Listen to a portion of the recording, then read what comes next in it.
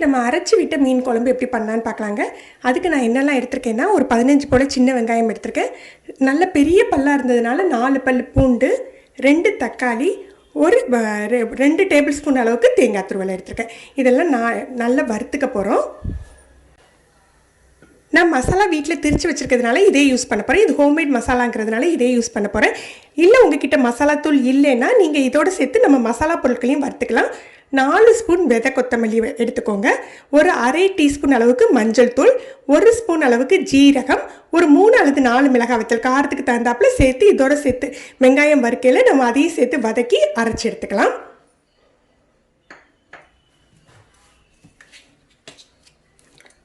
முதல்ல வதக்கிறதுக்கு கொஞ்சமாக நல்லெண்ணெய் சேர்த்துக்கலாம்.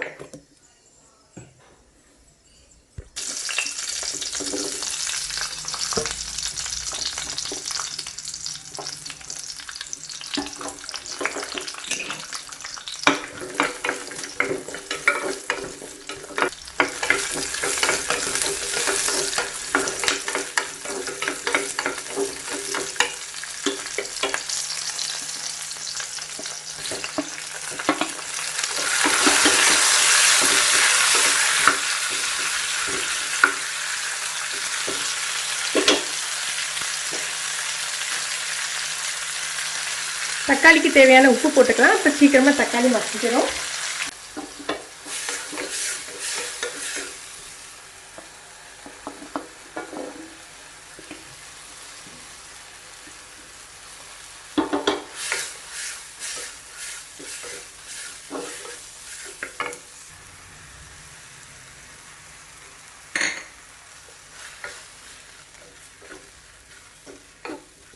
உங்களுக்கு இன்னும் காரம் வேணும்னா நம்ம மிளகாத்தூள் சேர்த்துக்கலாம்.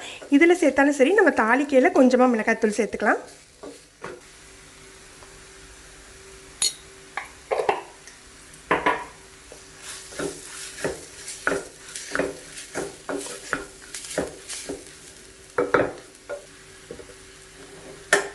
இப்போ இதை நல்லா ஆற வச்சு நம்ம அரைச்சி எடுத்துடலாம்.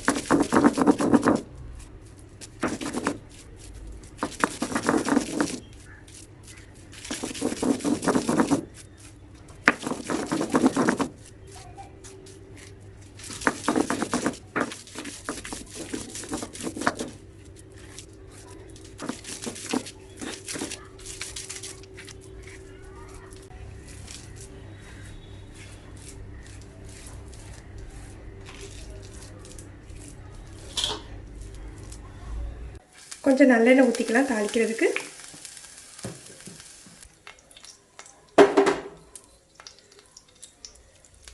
ரெண்டு ஜீரகம், ஒரு 1/4 டீஸ்பூன் வெந்தயம்,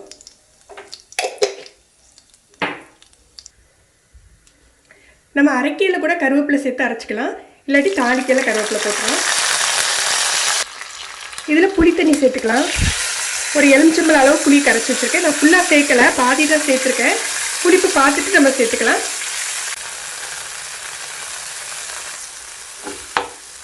நம்ம அரைச்சி வச்சுருக்க மசாலாவை சேர்த்துடலாம்.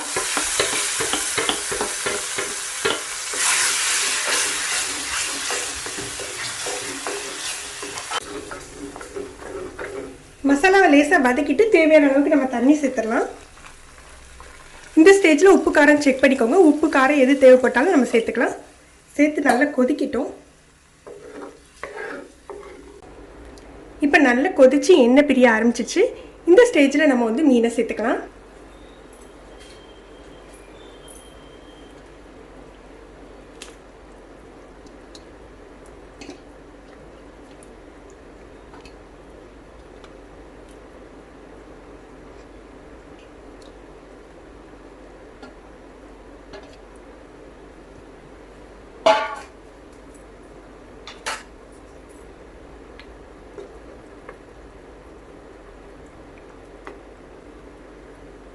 ஒரு 8லேருந்து 10 நிமிஷம் சிம்மிலேயே இருக்கட்டும்.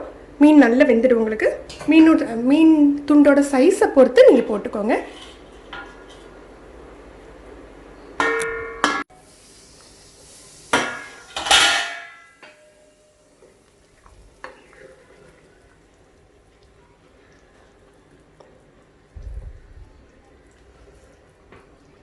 மண் பாத்திரத்தில் சமைக்கல நம்ம வழக்கமாக குக் பண்ணுறதோட 2 நிமிஷம் முன்னாலேயே அணைச்சிடுங்க.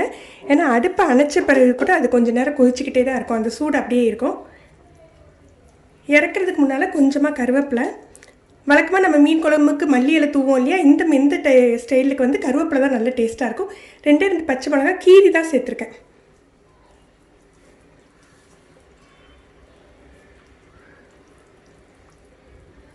உங்களுக்கு இந்த காரம் வேண்டான்னா பச்சை மிளகாய் நீங்கள் சேர்க்க வேண்டாம். இப்போ நம்ம மீன் குழம்பு ரெடி ஆகிட்டு அப்படியே அணைச்சி மூடி வச்சுருந்தா ஒரு 5 நிமிஷத்தில் தெளிஞ்சிடுங்க.